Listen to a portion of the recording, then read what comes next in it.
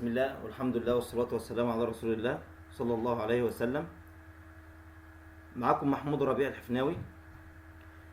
بمشيئة الله تعالى النهاردة هنتكلم عن حل مشكلة كود الخطأ اللي بيظهر في بداية تشغيل الجهاز والتعقيم. دايما بيواجهنا عطل شائع جدا في جهاز التعقيم اللي هو 18 لتر تحديدا، هي ان اول ما نفتح جهاز التعقيم بيظهر لنا كود خطأ، والكود ده ممكن يكون معروف بمعنى انه موجود في كتالوج التشغيل او غير موجود. وامثله اكواد الخطا دي اللي هي مثلا E98 E80 E64 وهكذا. تمام. المشكله عندنا لها حالتين.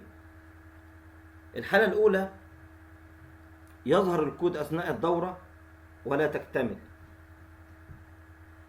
والحاله الثانيه يظهر الكود قبل الدوره وبعد اكتمالها لكن الدورة تكتمل. تمام. طيب في الحالة الأولى بيكون الخطأ حقيقي فعلا وإنه يوجد عطل في أحد مكونات الجهاز. أما الحالة الثانية وهي محور كلامنا النهاردة فبيرجع حلها بكل بساطة لتغيير حجر بطارية الكارتة الرئيسية، ومكان الحجر ده تحديدا بيكون ورا البروسيسور في الكارتة الرئيسية للجهاز.